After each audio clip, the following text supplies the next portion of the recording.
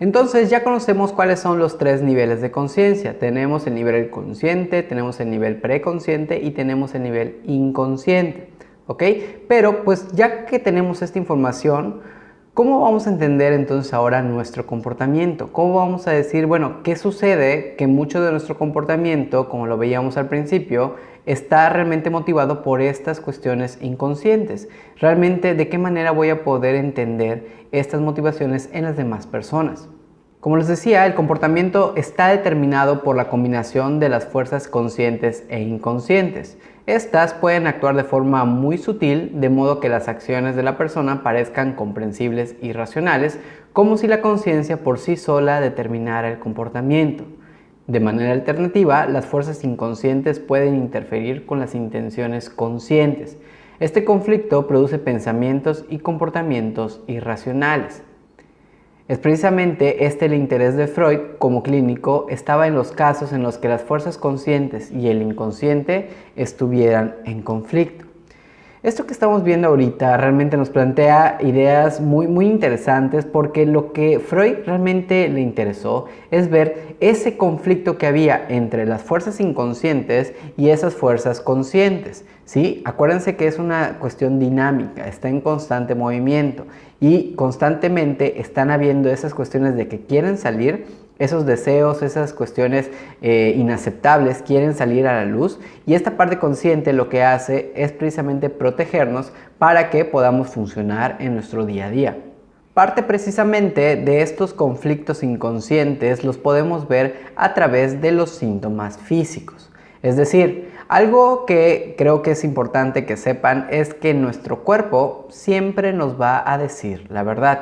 Nosotros podemos ir por la vida tratando de negar que no nos pasa nada, que todo está muy bien, que no tengo ningún problema, pero nuestro cuerpo siempre nos va a decir, oye, ¿sabes qué? Espérate, creo que sí pasa algo. Como, por ejemplo, que ante una situación te empieza a doler la cabeza, o que tienes, ¿no?, las famosas gastritis, o que el colon, o que la espalda, ¿sí? De repente empezamos a tener muchos síntomas físicos y tratamos de adjudicarlo a, pues obviamente, a alguna lesión o algún golpe, una caída. Digo, se puede ser por eso.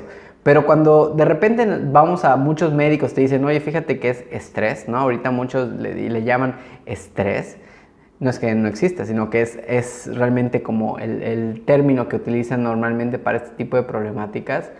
Lo que quiere decir es que muchas de estos síntomas tienen una base emocional. No estamos pudiendo realmente manejar correctamente nuestras emociones y el cuerpo nos dice precisamente que algo no está bien. Freud se interesó muchísimo en este tipo de conflictos porque pues obviamente se dio cuenta de que al no poder tener un manejo adecuado de las emociones, surgían estos conflictos entre lo inconsciente y lo consciente, y lo veía manifestado a través de los síntomas físicos. Muchos de los pacientes de Freud tenían síntomas físicos que no podían atribuirse a ninguna causa orgánica.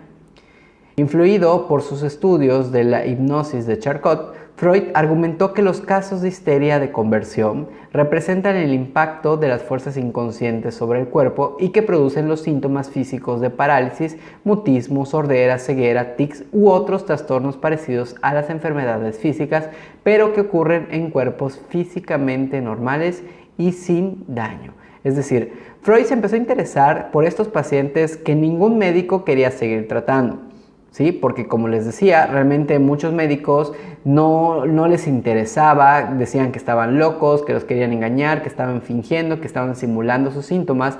Pero Freud dijo, oye, espérate, vamos a tratar a este tipo de pacientes porque están sufriendo, algo les está pasando, y tenemos que poder encontrar las causas que nos puedan dar precisamente el signo de entender, bueno, qué sucede con estos pacientes. La mayoría de estos pacientes los llamó, o al menos los síntomas, una histeria de conversión. ¿Sí? Este tipo de pacientes en su gran mayoría eran mujeres que empezaban a presentar síntomas como parálisis faciales del cuerpo, ¿sí? Articulaciones completamente dañadas. Habían pacientes que dejaban de ver y tenían realmente muy buena salud, sus córneas, sus ojos estaban completamente funcionales.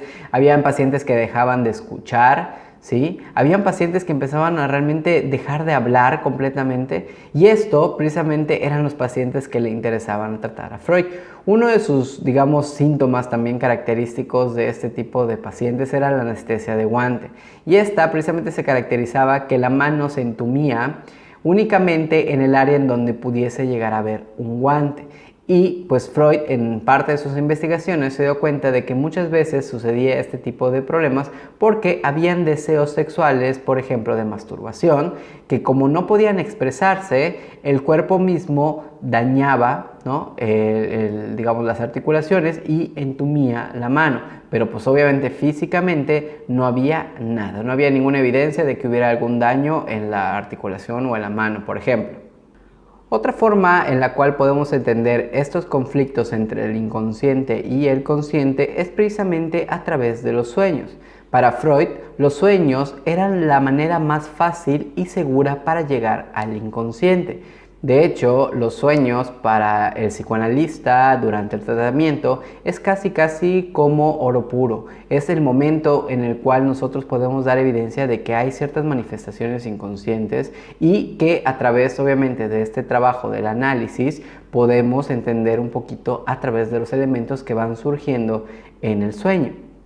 En la vida de vigilia, las fuerzas del consciente restringen de manera poderosa las fuerzas inaceptables del inconsciente, ¿sí? Cuando estamos despiertos, cuando estamos en nuestro día a día, pues realmente el consciente está despierto, valga la redundancia, y evita que muchos de estos deseos desagradables salgan.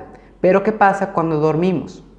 Durante el sueño, las fuerzas represoras del consciente se relajan y el inconsciente amenaza con irrumpir en la conciencia.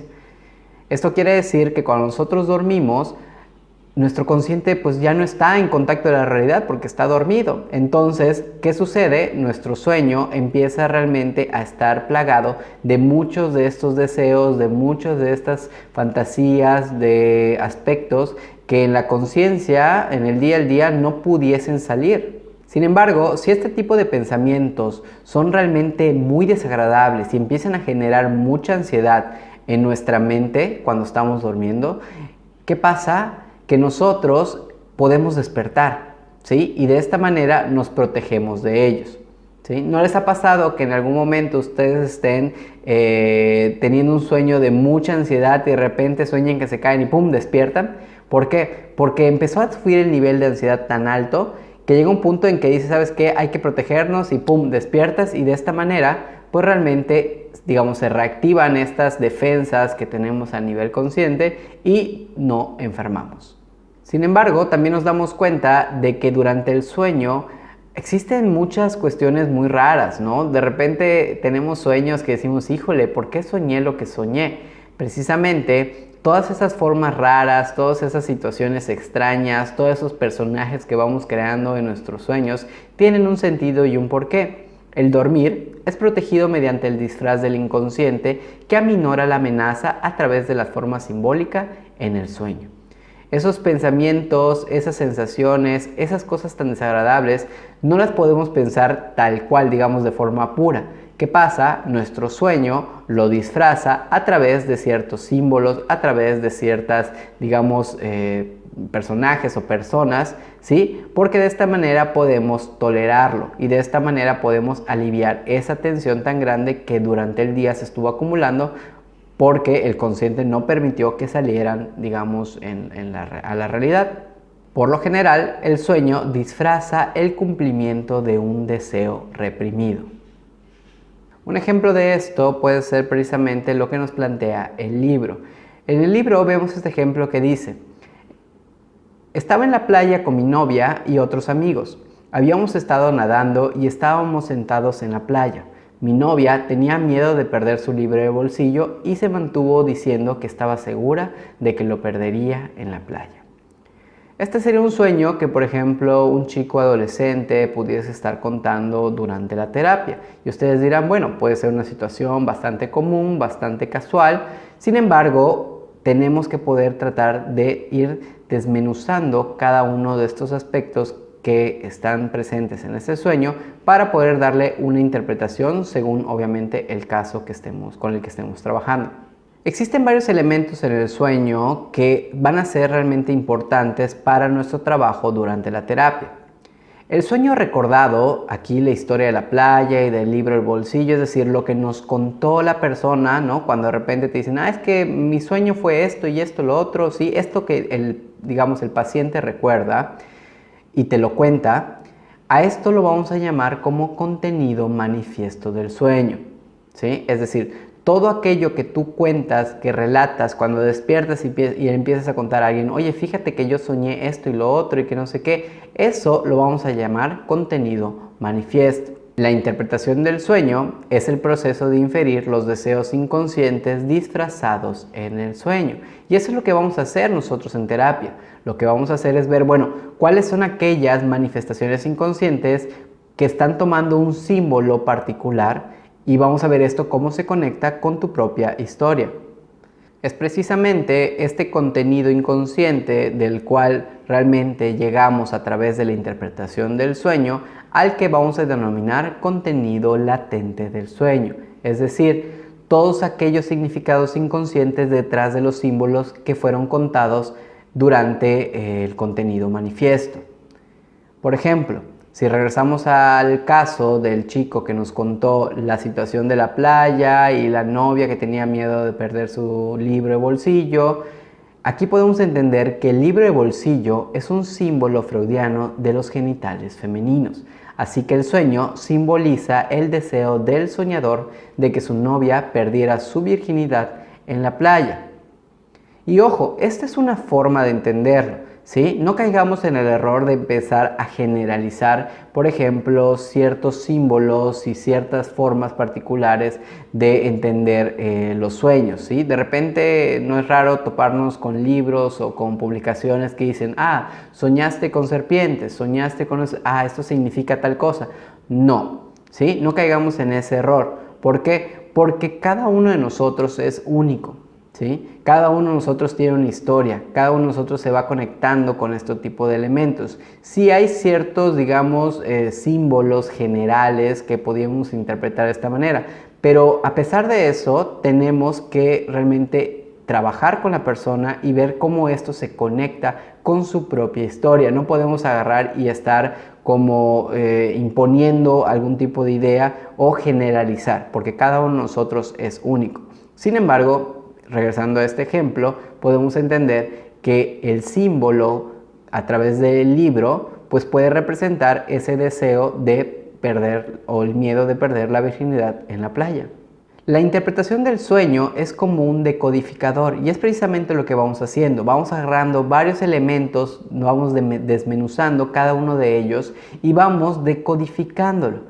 Este proceso de codificación, el cual el sueño lo ha hecho, se llama trabajo del sueño.